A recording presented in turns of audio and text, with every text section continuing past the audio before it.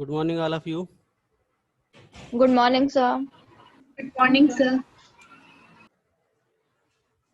जो टॉपिक उस दिन चालू हुआ था इंक्रीजिंग डिक्रीजिंग, क्या उसमें वो समझ में आ गया था कॉन्सेप्ट की? कुछ इसमें प्रॉब्लम रह गई है, कुछ नहीं समझ में आया,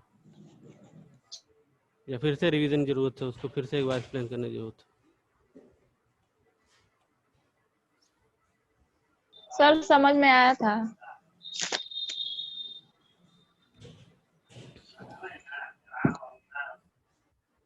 एक बार फिर से मैं थोड़ा सा, अब वो जो लिखा दिया हूँ वो तो नहीं, यस सर, ब्रीफली डिस्क्राइब कर दीजिए एक बार डिस्क्राइब करता हूँ। उसके बाद जो नोट्स में दे रहा था उसमें 2 पॉइंट है नोट करने के लिए, तो एक में लिखा रहा था, तो पता नहीं कंप्लीट हुआ था कि नहीं हुआ था। उन्हीं 2 पॉइंट्स को और एक्सप्लेन करता हूँ, फिर से एक्सरसाइज पे आता हूँ। और कहीं कुछ लगता है किसी को प्रॉब्लम लगती है, चाहे वो जिस बेस पे हो, मैं तेज पढ़ा रहा हूँ तुम्हें दिक्कत लगती है, या लिख नहीं पा रहे हो वो दिक्कत लगती है, तो अब एकदम फ्रैंकली बता सकते हो सर ये प्रॉब्लम हो रही है आपसे, आप इसे थोड़ा सा ये दिक्कत हो रही है, आप इसको इम्प्रूव कर ले तो हम लोग को अच्छा रहेगा। तो एकदम श्योर एंड सर्टेन दो, मेरी टीचिंग क्या है, तुम लोग के लिए है। तो मैं जो भी पढ़ाऊँ उससे तुमको बेनिफिट होना चाहिए। मुझे अपनी बुद्धिमानी नहीं दिखानी है यहाँ पे। मुझे क्या करना है, तुमको अधिक से अधिक अच्छे से अच्छे समझाना है। तो अगर लगता है कि हाँ सर ये चीज़ नहीं समझ में आई है, तो फिर से उसको सर फिर से। हाँ बोलो। यस। Excuse me sir. हाँ बोलो। सर आप बहुत ज़्यादा छोटा छोटा लिखने लगते हैं, तो कभी कभी स्क्रीन ब्लर हो जाती है तो दिखाई नहीं देता है। अच्छा ठीक, मैं उसे इम्प्रूव करूँगा। दरअसल देखो एक दिक्कत यहाँ पर ऑनलाइन में कुछ दिक्कतें हैं, बहरहाल मैं इसे ज़रूर सुधारने का प्रयास करूँगा। ये बोर्ड हम लोग को कितना मिलता है, देखो यहाँ से यहाँ तक बोर्ड मिलता है। अभी आने वाला एक टॉपिक मैक्सिमम मिनिमम, जिसमें जब पढ़ाते समय दो बार भर जाता है। एक दो क्वेश्चन ऐसे हैं कि 2 बार पूरा मिटाना पड़ जाता है। तो अब मुझे क्या दिक्कत है, जैसे मान लेते हैं मैं इसको एक साइड में मिटा दिया, उसका कोई पॉइंट है मेरे पास मुझे चाहिए हो, अब वो अगर मैं यहाँ पे रिमूव कर दिया तो फिर उसे मैं कहाँ से यूज़ कर पाऊंगा। तो मैं सोचता हूँ कि कम से कम एक बार बोर्ड में वो क्वेश्चन, लंबा क्वेश्चन है तो कंप्लीट हो जाए। ये एक प्रॉब्लम है। मतलब ऑनलाइन में क्या है, कुछ दिक्कतें हैं, तो वो दिक्कत बहरहाल तुम अगर बता रहे हो तो मैं ज़रूर उसको इम्प्रूव करूँगा, प्रयास करूँगा कि तुम्हें हर चीज़ अच्छे से दिखाई दे। थोड़ा बड़ा लिखूँगा। और कोई दिक्कत बोलो। No sir, thank you.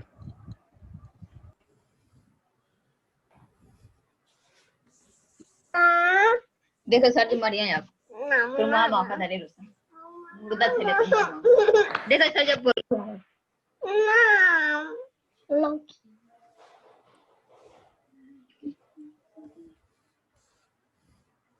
हाँ यस।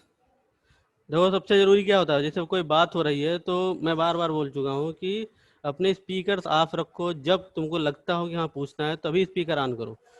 तो उसमें क्या होता है, जो रिगार्डिंग होती है वो उसमें वो गलत चीज़ें उसमें बाहर जाती हैं। मतलब तुम्हारा जो ये यूट्यूब पे वगैरह जा रहा है, उस पर क्या होता है, उसमें किसी की आवाज़ जा रही है, कोई पीछे बोल रहा है, तो वो सब क्या है, गलत इम्पैक्ट जाता है तुम्हारे स्कूल का, तुम्हारे टीचर का। तो वो चीज़ें थोड़ा सा तुम्हारे लिए भी अच्छी होंगी और मुझे भी, मेरे लिए भी अच्छी होंगी, स्कूल के लिए भी अच्छी होंगी। तो जब भी अभी अनम्यूट होता है तो जिसको पूछना हो खाली वही अनम्यूट करे, नहीं कि 4-6 अनम्यूट कर लिए, कोई पीछे बोल रहा है, कोई बात कर रहा है।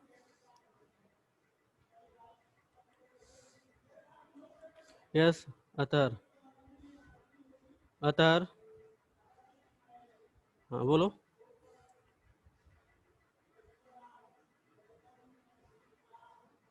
क्या प्रॉब्लम थी?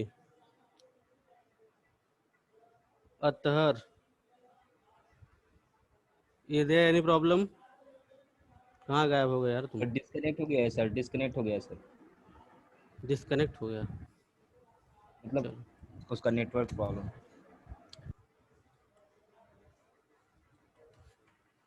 दो, एक बार फिर से मैं इंक्रीजिंग डिक्रीजिंग का थोड़ा सा डिस्क्रिप्शन देता हूँ। What is the increasing decreasing?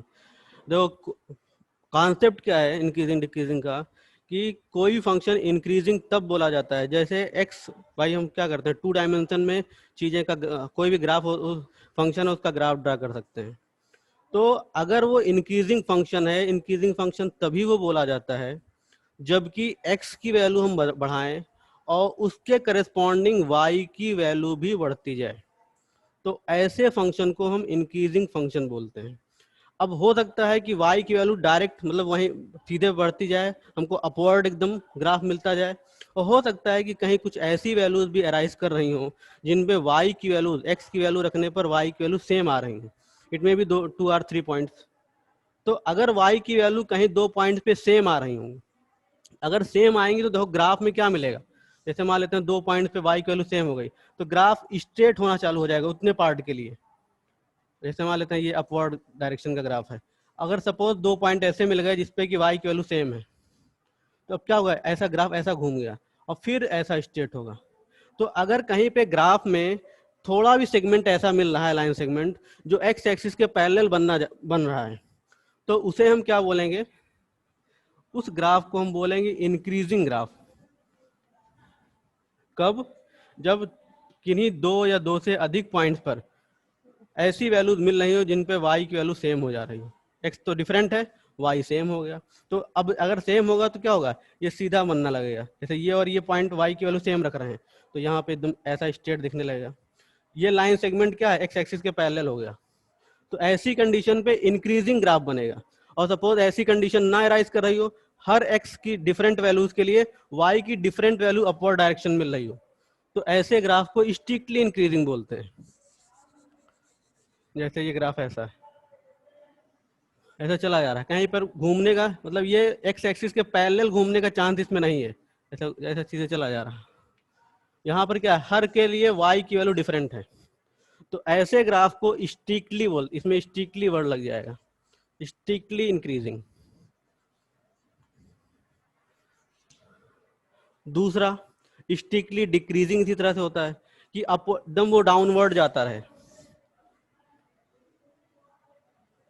कहीं पर भी वो ऐसे 2 पॉइंट नहीं मिल रहे हैं जिन पे y की वैल्यू सेम हो जाए, सब पे अलग अलग वैल्यूज हैं, तो ऐसे ग्राफ को हम स्ट्रिक्टली डिक्रीजिंग बोलेंगे।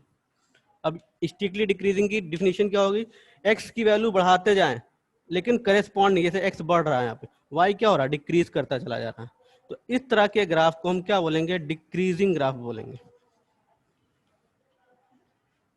और इसमें एक चीज और, ये एक ऐसा ग्राफ है स्ट्रिक्टली में y की वैल्यूज किन्हीं 2 पॉइंट्स पे सेम होने का चांस नहीं होता है, और अगर ये स्ट्रिक्टली वर्ड हटा दें तो ऐसा ग्राफ मिलेगा जिसमें कि y की वैल्यूज कहीं पर सेम भी हो सकती है, जैसे घूम गया थोड़ा सा, 2 पॉइंट पे y की वैल्यू सेम हो गई, फिर ऐसे, मतलब ऐसा नहीं कि सारे पॉइंट्स पे y की वैल्यू सेम है, it may be 2 or more points those having same values of y, तो ऐसे ग्राफ को हम डिक्रीजिंग ग्राफ बोलते हैं।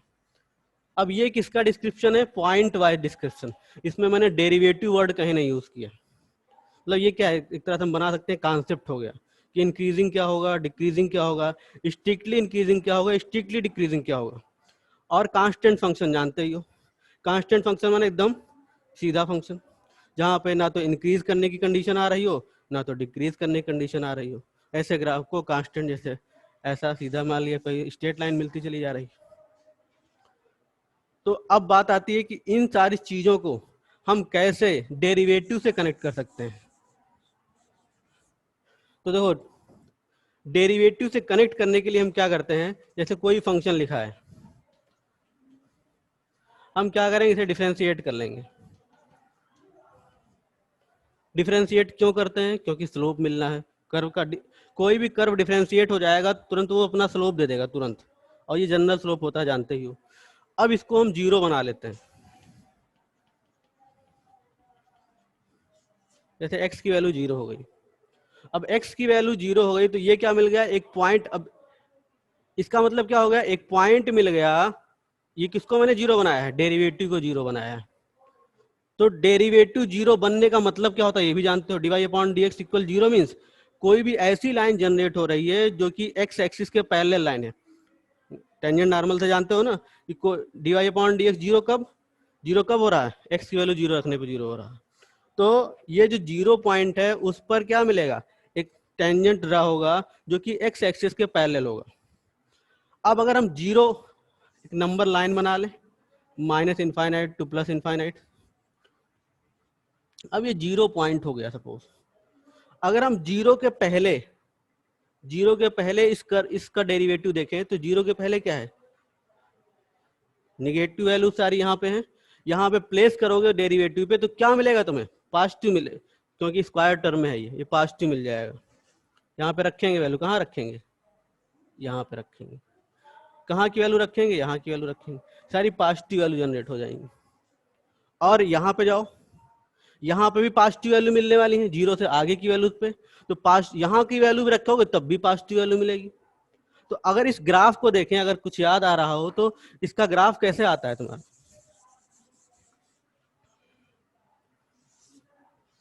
जैसे 0 पे 0 होता है, 1 पे यहाँ पे रखोगे तो क्या मिलेगा, 1 पे 1, 2 पे 8, 3 पे 27, तो ऐसा ग्राफ होता है। ये किसका ग्राफ होता है, एक्स क्यूब का ग्राफ होता है। अब देखो यहाँ पर क्या है, यहाँ पर जैसे जैसे वैल्यू बढ़ाते जा रहे हैं क्या हो रही है, एक्स की वैल्यू बढ़ा रहे हैं यहाँ पे, तो वाई की वैल्यू भी क्या हो रही है, वाई की वैल्यू, वाई या एक्स की वैल्यू हम बढ़ा रहे हैं तो वाई की वैल्यू हमारी यहाँ पे पार्ट में घट रही है। और जीरो, सॉरी यहाँ पे क्या हो गया, एक्स इज ग्रेटर देन, यहाँ पे एक्स की वैल्यू हमारी क्या है, ये हो गई, यहाँ पर एक्स की वैल्यू मैंने -3 रख दी, तो -3 पे क्या मिलेगा तुम्हें,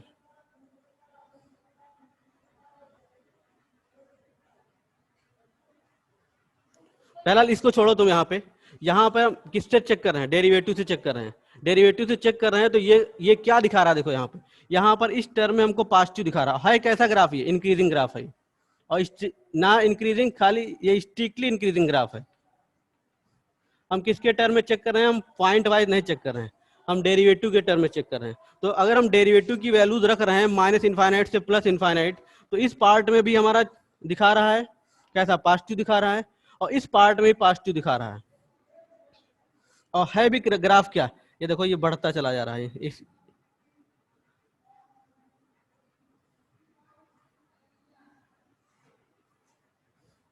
तो अब इस तरह के ग्राफ को हम क्या बोलेंगे, ये स्ट्रिक्टली ग्राफ है। और एक चीज और, इस स्ट्रिक्टली ग्राफ में 0 पॉइंट छोड़ना पड़ेगा, क्यों, क्योंकि अगर यहाँ पे 0 रखोगे तो डेरिवेटिव क्या दिखाएगा, 0 दिखाएगा। 0 दिखाने का मतलब है कि ये एक्स एक्सिस के पैरेलल लाइन मिल जाएगी। तो अगर मान लेते हैं तुमसे पूछा जाए कि किस रीजन में स्ट्रिक्टली इंक्रीजिंग दिखाएगा, तुम क्या दिखाएंगे, -infinite to 0, union 0 to infinite. ये किसकी कंडीशन है, स्ट्रिक्टली की कंडीशन हो गई। और खाली इंक्रीजिंग कंडीशन होगी तो ये जो मैंने 2 बार, अब यहाँ पे 2 बार 0 के लिए इंटरवल क्यों बनाया, क्योंकि 0 हम छोड़ना चाह रहे थे, और 0 रखने पे क्या हो जाएगा, डेरिवेटिव 0 बन जाएगा। और तुमसे पूछा जाए खाली इंक्रीजिंग बताओ, तो हम पूरा एक साथ ले सकते हैं। अब इस कंडीशन में इंक्रीजिंग ग्राफ है, क्योंकि यहाँ पर मैंने 0 भी इंक्लूड कर लिया, और 0 पर डेरिवेटिव हमारा क्या बन जाएगा, 0 बन जाएगा, वो कंडीशन भी इन्वॉल्व हो गई। तो अब देखो इसमें जो एक थ्योरम लिखी हुई है, थ्योरम लिखी है कि a function is continuous in close interval and differentiable in open interval. कोई फंक्शन ऐसा हो जो कि कंटिन्यूअस हो क्लोज इंटरवल में, डिफरेंशिएबल हो ओपन इंटरवल में, पहला पार्ट उसका, मतलब उसमें 6 पॉइंट है, 6 पॉइंट्स। तो पहला पॉइंट वो कहता है कि सपोज कोई any function is given in the close interval, कोई फंक्शन क्लोज इंटरवल में दिया है, and x1 is less than x2, then f dash x is greater r equal to 0। किसी के पास नई बुक है, देख तुम्हारे पास नई एक पुरानी बुक है, मेरा लिए जान लो कि f dash x is greater r equal to 0 for which condition, increasing condition. फिर second condition, f any function is given in the close interval, close interval में दिया है। क्लोज इंटरवल में देने का मतलब क्या होता है कि फंक्शन a और b पर अप्रोच कर सकता है, और a और b पॉइंट कहाँ से मिले हैं, इसको डेरिवेटिव को 0 बना के पॉइंट मिले हैं, मतलब उसमें हम 0 पॉइंट इंक्लूड कर रहे हैं।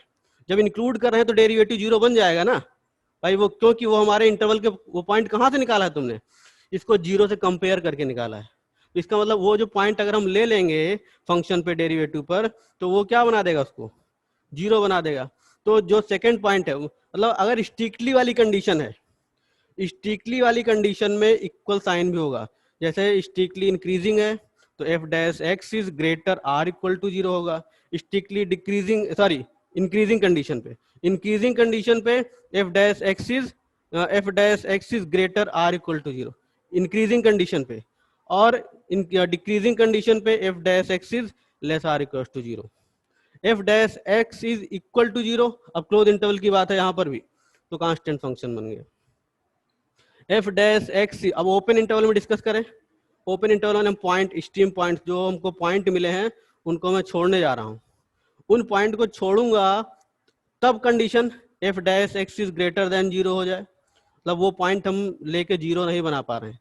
F dash X is greater than 0 strictly increasing, F dash X is less then 0 strictly decreasing. और किसी ओपन इंटरवल में मान लेते हैं कोई इंटरवल है, उसमें अगर हर पार्ट पे उसके वो इंटरवल वो मान लेते हैं 0 to 2 पाई, सपोज हम साइन एक्स को डिफरेंस कर रहे हैं, तो वो 0 to 2 पाई कई कर्व दिखेंगे तुमको। तो अगर हर पार्ट में इंक्रीजिंग हो या हर पार्ट में डिक्रीजिंग हो, तो ऐसे फंक्शन को इंक्रीजिंग या decreasing throughout the whole interval बोलेंगे। जैसे हमको मान लेते हैं साइन दिया हुआ है और हमसे कहा गया 0 से 2 पाई बताओ कि ये कैसा नेचर है इसका, तो हमको हर पार्ट में जितना भी उसका इंटरवल बनना है हर पार्ट में इंक्रीजिंग दिखाना चाहिए, तो हम इंक्रीजिंग बोल देंगे। हर पार्ट में डिक्रीजिंग दिखाएगा तो उसे डिक्रीजिंग बोल देंगे।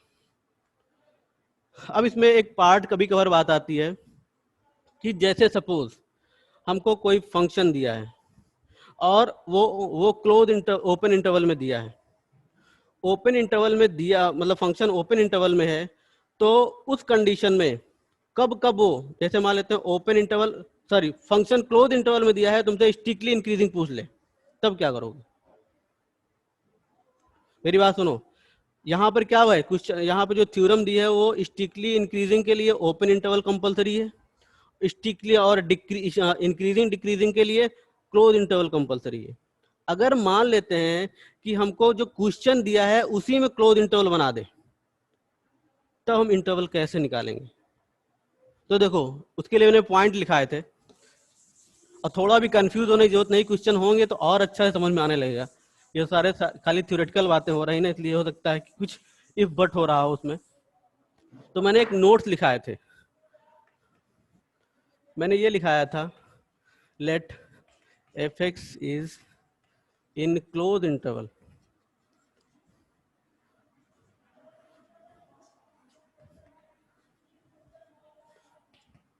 then for strictly increasing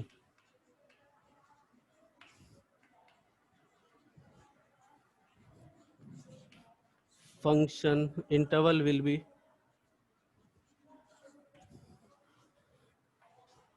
will be open on both sides as we know।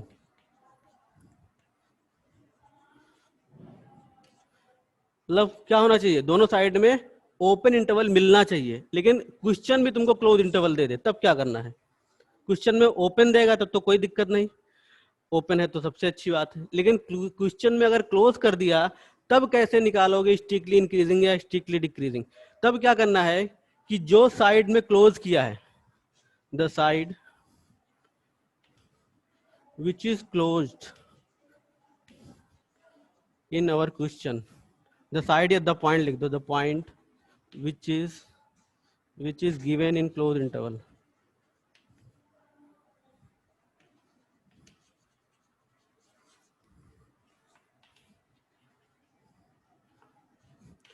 in question must be taken as closed।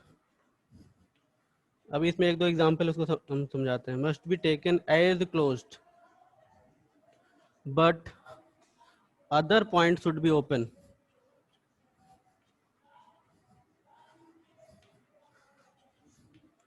लेकिन दूसरा पॉइंट क्या होना चाहिए, वो ओपन होना चाहिए।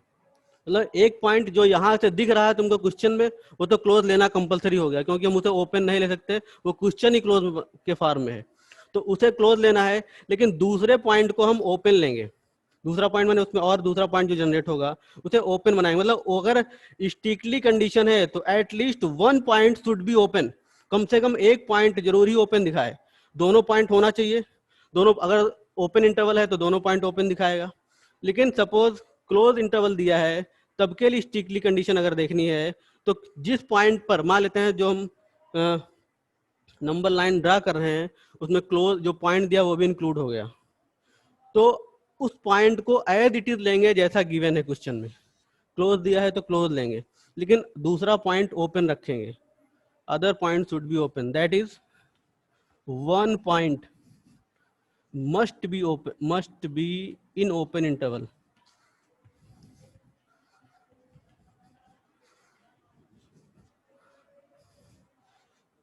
for strictly condition।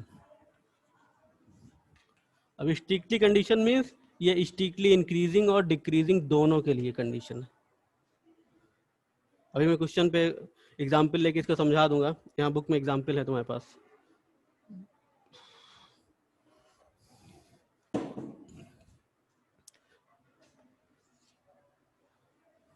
देखो एक बार फिर से क्या लिखा है, the function let the function is in close interval, then for the strictly increasing interval will be open on both sides as we know. मतलब ये मुझे पता है कि स्ट्रिक्टली कंडीशन में दोनों साइड में ओपन होना चाहिए, लेकिन चूंकि क्वेश्चन ही क्लोज में फॉर्म में दिया है, उस कंडीशन में क्या करना है, then the point which is given in the close interval in question must be taken as closed. जो पॉइंट जो क्वेश्चन में क्लोज दिया है उसे क्लोज फॉर्म में लेना है, लेकिन जो दूसरा पॉइंट हमारे पास अराइज करेगा उसे ओपन फॉर्म में रख देना है। That is one point must be in open interval for strictly condition, कि एक पॉइंट को जरूर ही ओपन फॉर्म में रखना है।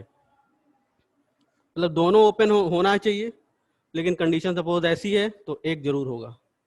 अगर दोनों क्लोज कर दोगे तो फिर वो कंडीशन स्ट्रिक्टली कंडीशन जनरेट ही नहीं करेगा।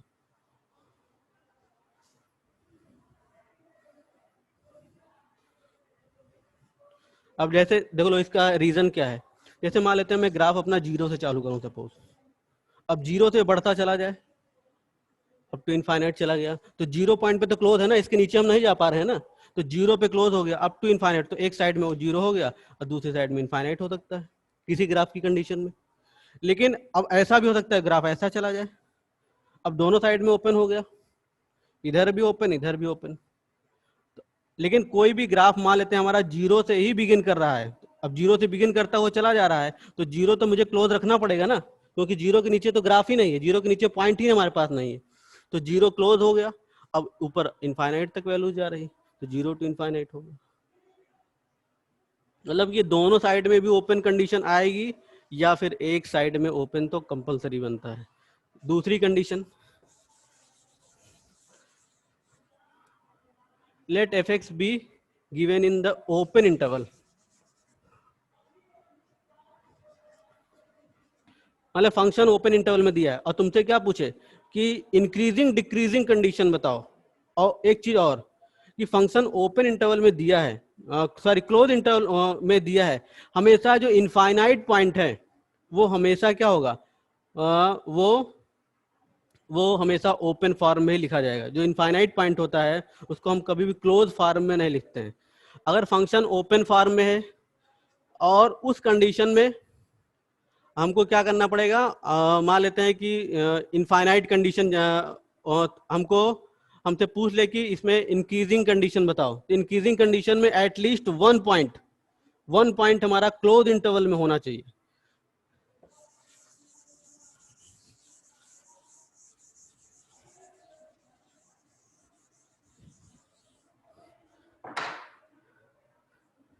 Then for increasing condition,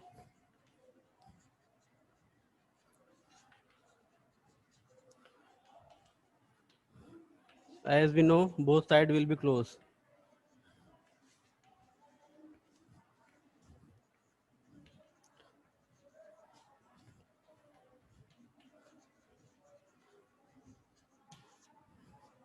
but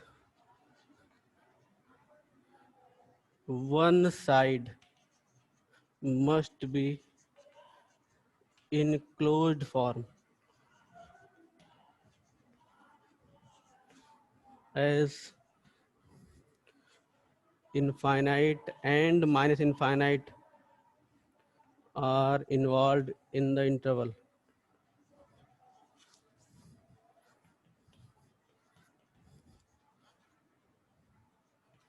these points always taken in open form.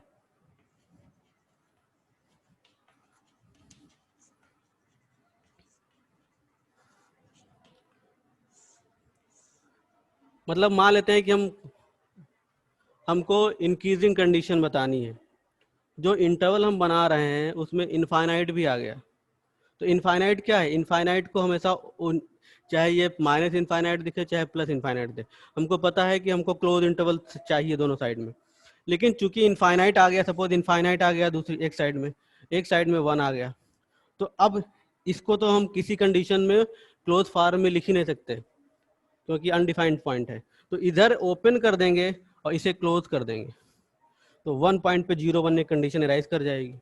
अब इसे तो हम बना ही नहीं सकते। मतलब अगर इंटरवल में पॉइंट जनरेट हो रहे हैं तो इनफाइनाइट पॉइंट्स को हमेशा ओपन रखना है, लेकिन इंक्रीजिंग कंडीशन में पता है कि दोनों पॉइंट क्लोज रखते हैं, लेकिन इनफाइनाइट और माइनस इनफाइनाइट के लिए क्या करना पड़ेगा, ओपन बनाना पड़ेगा, कंपलसरी हो जाएगा।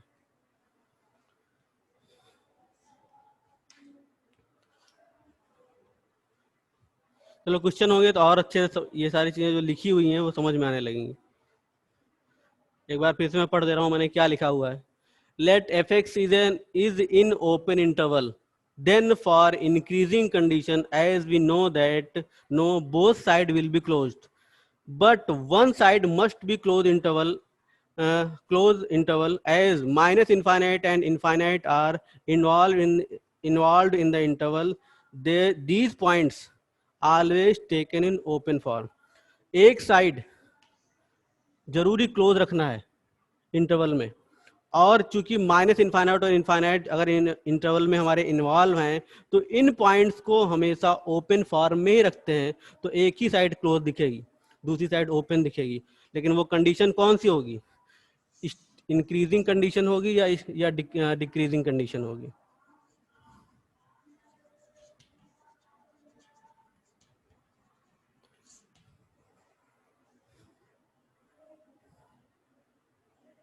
अब ये सब पॉइंट वहां किताब में नहीं लिखे हुए हैं, खोजोगे तो नहीं मिलेगा।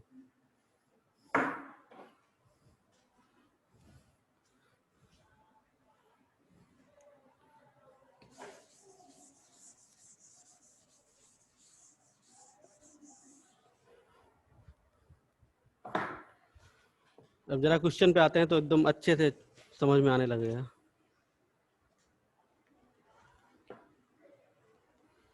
एक्सरसाइज है 6.3 है ना, 6.2।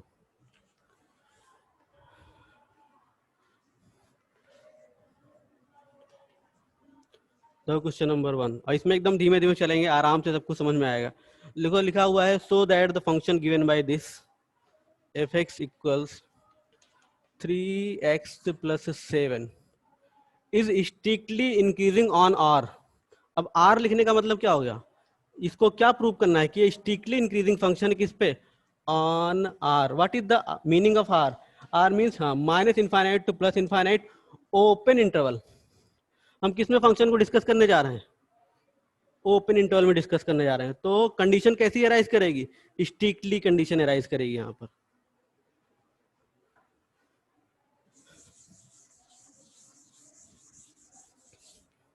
अब अगर इसे डिफरेंशिएट कर लिया जाए, इसे 3 मिलेगा। अब ये 3 वैल्यू क्या है, पॉजिटिव वैल्यू, और कंडीशन क्या होती है, स्ट्रिक्टली इंक्रीजिंग कंडीशन होती है कि F dash x will be greater than 0। तो यहाँ पर तो चूंकि कांस्टेंट वैल्यू आ गई, और कांस्टेंट कैसा आया, पॉजिटिव कांस्टेंट आया, पॉजिटिव वैल्यू आ गई। तो कोई भी यहाँ पे कैसा भी वैल्यू रख दें तो क्या होगा, इससे अब यहाँ की कोई डेरिवेटिव तो यहाँ पे आ नहीं रहा कि हमको एक्स की वैल्यू रख कर देखना है। तो ये कांस्टेंट वैल्यू आ गई, पूरे फंक्शन के लिए आ गई, इस पूरे फंक्शन के लिए कंडीशन अराइज कर गई। इसका मतलब क्या होगा, ये जो फंक्शन है इस रियल नंबर पे क्या है, इंक्रीजिंग, स्ट्रिक्टली इंक्रीजिंग है। Because for all values of the X this derivative will exist and this derivative will be greater than 0 as f dash x is greater than 0, so function is is strictly increasing.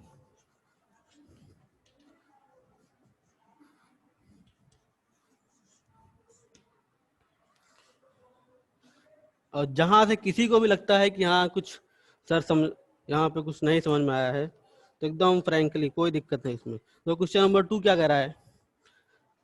कह रहा है F X equals ई की power 2x। अब यहाँ पर भी are पे ही discuss करना है, रियल नंबर पे डिस्कस करना है।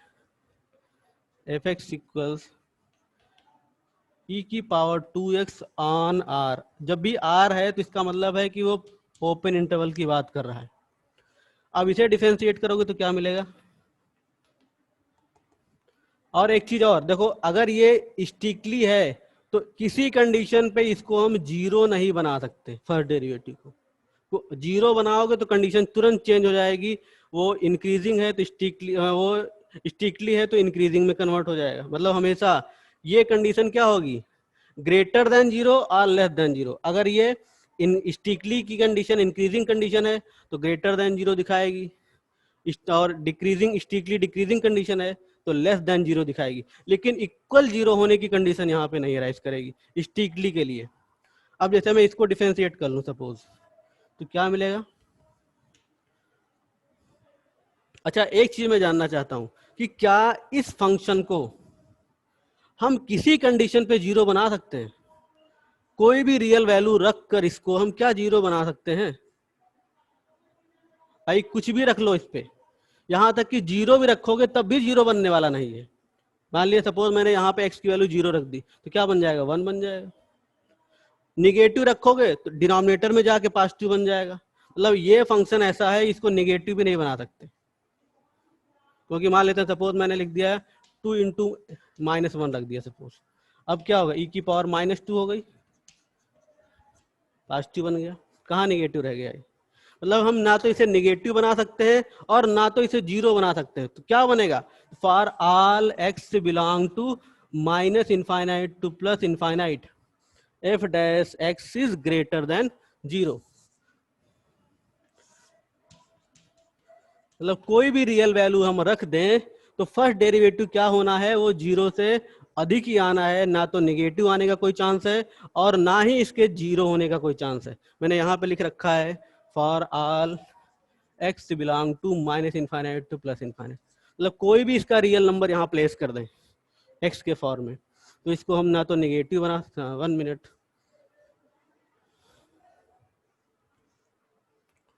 हाँ संदीप यस सर। सर नीचे दिखाई नहीं दिया सर। हाँ ये मैं ऊपर लिख दिया हूँ ये। Okay sir. मतलब इस फंक्शन को किसी भी कंडीशन पे ना तो नेगेटिव फॉर्म में कन्वर्ट कर सकते हैं। मतलब ये ऐसा एक्सपोनेंशियल फंक्शन को हमेशा पॉजिटिव फॉर्म में लिखा जाता है। उसका रीजन यही है कि अगर नेगेटिव भी कन्वर्ट करोगे तो डिनोमिनेटर में आके वो पॉजिटिव फॉर्म में कन्वर्ट हो जाता है। तो वैल्यू रखने पे वो पॉजिटिव दिखाएगा तुम्हें। तो ये पॉजिटिव हमेशा मिलेगा और जीरो की भी कोई कंडीशन नहीं है इसकी। तो therefore F X is strictly increasing.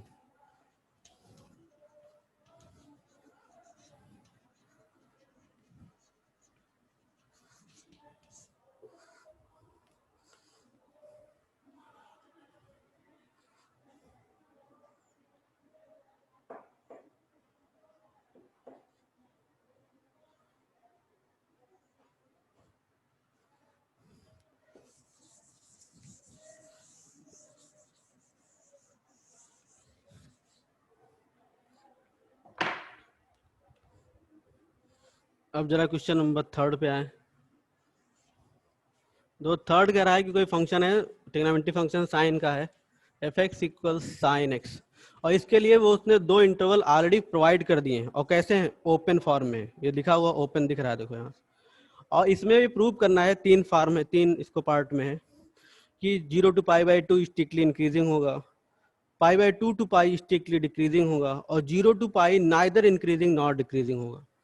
तो अगर हम इस फंक्शन को डिफरेंशिएट कर लें, सपोज ये हो गया cos x, और फर्स्ट डेरिवेटिव को अगर हम जीरो बनाने का प्रयास करें तो cos 0 कब होता है पता है? हम कहां से कहां तक का इंटरवल यहां डिस्कस कर रहे हैं? 0 से पाई डिस्कस कर रहे हैं। तो 0 से पाई के बीच cos 0 कब मिलेगा? ये क्या हो गया है, इसको 0 मैंने बनाया, तो cos x equal 0, that will be cos pi by 2, therefore x equals pi by 2, मतलब 0 से पाई बाई 2 के 0 से पाई के बीच एक वैल्यू पाई बाई 2 होगी, जिस पर हमारा cos 0 बन जाएगा। अब जरा इसे नंबर लाइन पे बना लें, तो मैंने एक नंबर लाइन बनाई, कहाँ से कहाँ तक? नंबर लाइन मीन x के फॉर्म में वैल्यू, ये हो गया 0 और ये हो गया पाई, बीच में हो गया पाई बाई 2। एक चीज यहाँ पे बहुत बड़ी गलती होती है, जो हमेशा ये जो नंबर लाइन बनाई जाती है, इसके बाद जब भी हम चेक करेंगे, किसे चेक करेंगे?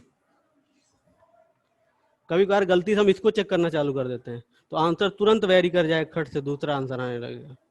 मतलब कभी कभार तो सेम दिखे, कभी कभार गलत हो जाएगा तुरंत।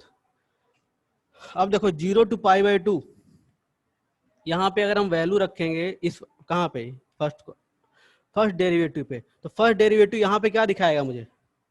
क्योंकि 0 टू पाई बाई 2 तो सारी ट्रिग्नोमेट्री फंक्शन पॉजिटिव होते हैं, ये भी पॉजिटिव होगा, तो ये भी पॉजिटिव हो गया। कौन सा? एफ डैश एक्स, यहाँ पे ग्रेटर देन 0 दिखाएगा। फिर इस पार्ट में आए, ये कौन सा? सेकंड क्वाड्रेंट है।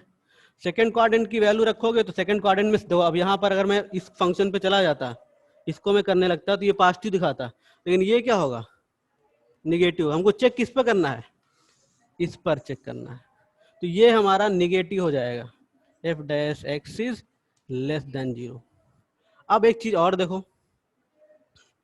अगर सपोज ये जो हमको दिया हुआ है, अब इसमें मैं ओपन बना दे रहा हूं, ये जो दिया हुआ है, सपोज मुझे यहाँ पर पूछता है कि ये इंक्रीजिंग कंडीशन बताओ। इंक्रीजिंग कंडीशन में क्या करते हैं हम, कि ये वाला पॉइंट हम क्या करते हैं? इंक्लूड कर लेते हैं, ये पॉइंट छोड़ देते हैं। यहाँ छोड़ इसलिए देते हैं क्योंकि ये ओपन फॉर्म में दिया है, और ये पॉइंट फिर छोड़ देते, यहाँ 0 इंक्लूड कर लेते। मतलब अगर ये इंक्रीजिंग कंडीशन पूछता तो 0 टू पाई बाई 2 और पाई बाई 2 क्लोज, 0 ओपन। और डिक्रीजिंग पूछता, नॉट स्टिकली, स्टिकली वर्ड हटा दिया, खाली डिक्रीजिंग पूछता तो क्या करते? पाई बाई 2 ओपन कर देते, पाई बाई 2 क्लोज कर देते, और पाई ओपन कर देते, क्योंकि पाई बाई 2 पे क्या बनना है? 0 बनना है। लेकिन उसने क्या पूछा है? उसने क्वेश्चन में पूछा है कि स्टिकली इंक्रीजिंग, स्टिकली डिक्रीजिंग, तो स्टिकली के लिए कौन सा इंटरवल एराइज करेगा? अब देखो यहाँ पर 0 और पाई बाई 2 ओपन लिख दिया। अब ओपन इसलिए लिखा क्योंकि यहाँ पे तो 0 तो हमारा ओपन है ही है, और पाई बाई 2 भी ओपन लिख दिए क्योंकि पाई बाई 2 लेने पर 0 बन रहा है, और ये स्ट्रिक्टली कंडीशन है, यहाँ इक्वल साइन नहीं ले सकता, तो ये स्ट्रिक्टली कंडीशन हो गई। इसका सेकंड पार्ट जो पूछा था, इस पे पूछा था, ये फर्स्ट पार्ट का आंसर हो गया। सेकंड पार्ट स्ट्रिक्टली नहीं रहा नीचे।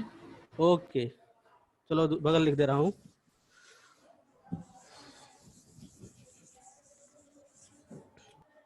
ये नहीं दिख रहा है, देखो पहला लिखा है मैंने, first part strictly increasing, strictly increasing condition कौन सी हो गई? 0 to pi by 2 and both are open here, क्योंकि फर्स्ट डेरिवेटिव यहाँ पर पॉजिटिव है।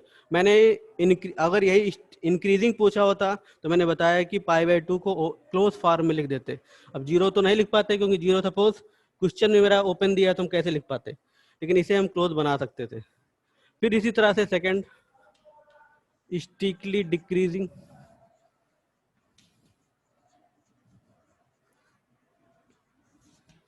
तो सेकंड पार्ट इसका, इस पार्ट में डेरिवेटिव हमारा नेगेटिव दिखा रहा है, देख लो, तो नेगेटिव दिखा रहा है, तो हमारा इंटरवल कौन सा है यहाँ पे? Pi by 2 to pi, both will be open, क्योंकि स्ट्रिक्टली वर्ड लगा हुआ है। थर्ड,